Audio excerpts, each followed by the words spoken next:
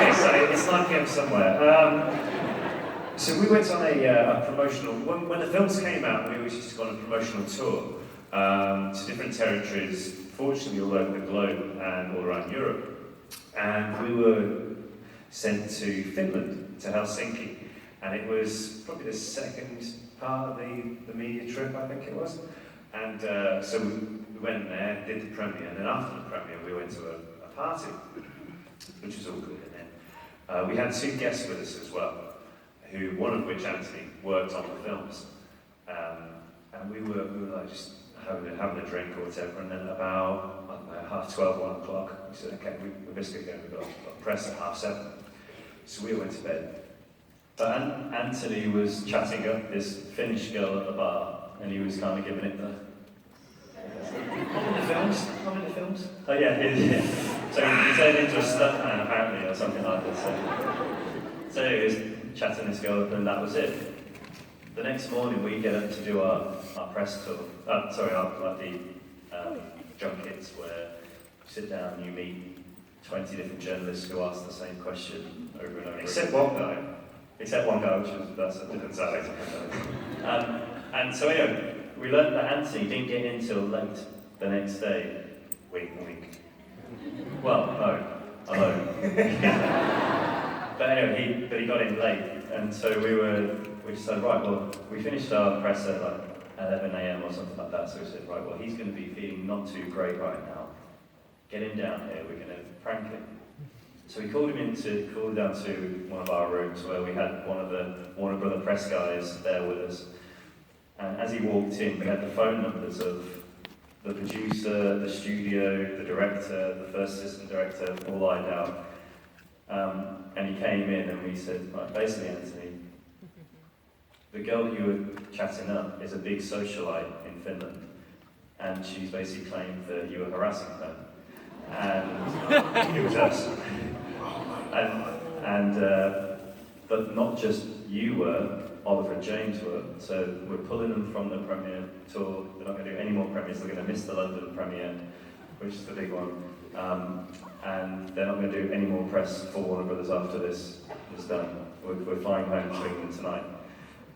And we were in negotiation for the last contract too, that's right.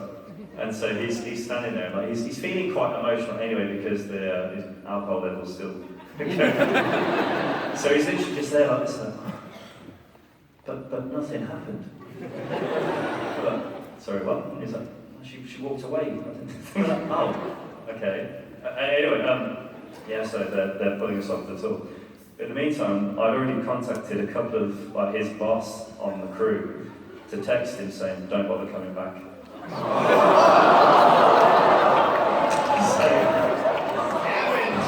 And then at which point, one of the girls from the Finland office knocked on the door and said, guys, you've got to come and finish your press tour off. Looked at Anthony and went, okay, come on. So we go downstairs and we're doing the interviews, say, here. So we're doing the interviews here, and in the lobby you can just see Anthony. And he's literally walking like this against the elevator, just. Afterwards, we finished the press, all the junkets and everything. All the journalists are in on the joke now as well.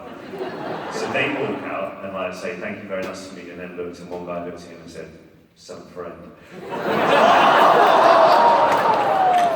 So then we go on a tour. The Warner's office were great. They took us on a tour of Helsinki on a private boat, which if you ever get a chance to go to Helsinki, it's one of the most beautiful cities in the world. So we're doing this private chartered boat all around the harbour, and it's beautiful.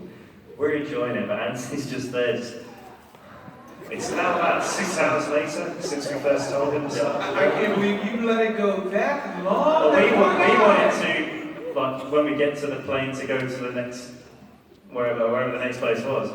But eventually, the one guy, Jason from Warner's, was just like, I can't do this anymore. Anthony, come in. It's fine. It's a joke. No one's it. But he didn't even react. He was just like, oh, thank God.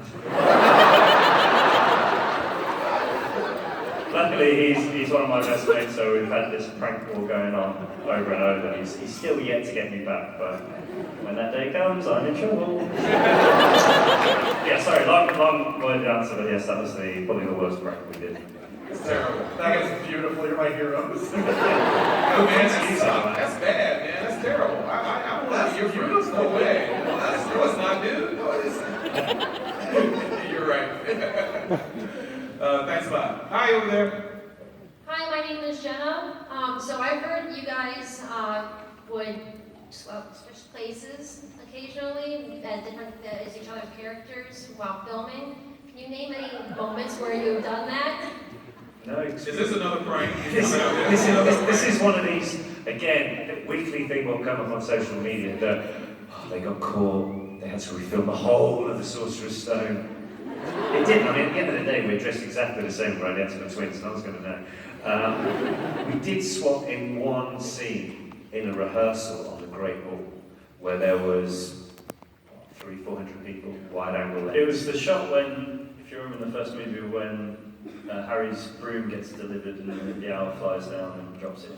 And if you remember that shot, there's literally like 200 kids all the way down. We're right at the end. And in a rehearsal of that, we switched seats. And that was it. That was the only time we ever switched. But like Oliver said, all of a sudden that's turned into we got called meant to reshoot half the movie. So I'm assuming you guys get name mistaken by crew and director and producer, maybe. I mean, it always happens. But fortunately, being an identical twin, you kind of get used to it. Yeah, and I've been called a hell of a lot worse than James.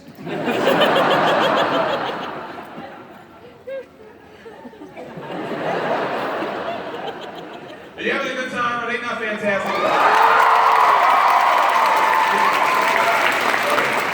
right, we're off to the other twin now. Yeah, I'm the other twin, but y'all get that one. It's hard, isn't it? You get used to it.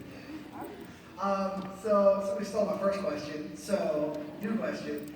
Do you have a favorite character from the books/movies? And who is it? Yeah. My favourite character from the books is Peeves, the poltergeist. Yeah. And I remember at the first ever read-through, I was really nervous, so everyone sits around the big table and you read through the scripts to gauge time and everything else.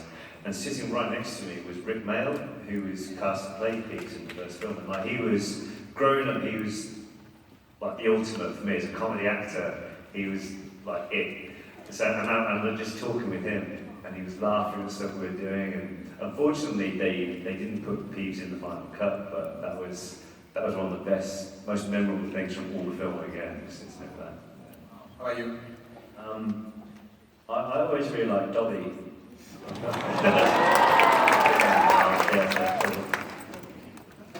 Thank you. Yeah, Dobby is like an uncle you don't want to show to your friends and the rest of the family. You know, it's a little tiny. It's related to me. Sorry, it had nothing to do with it. Hi. Hi, my name's Andy. I read somewhere that you guys preferred rock to pop music, and I was wondering what your favorite song to listen to on set was during your off times. That's cool. And group. Group, yeah. Yeah, well, we did on the fifth movie, so when Fred and George come in and throw the fireworks at the dragons, the big dragon and the exams. We'd listen to music before we go out on set. So before we're doing the Quidditch sequences, and that can take quite a long time, you've got to be really up for it. Come on. So I remember listening to Sleep Down the Fire by Rage Against the Machine, visually most of we were.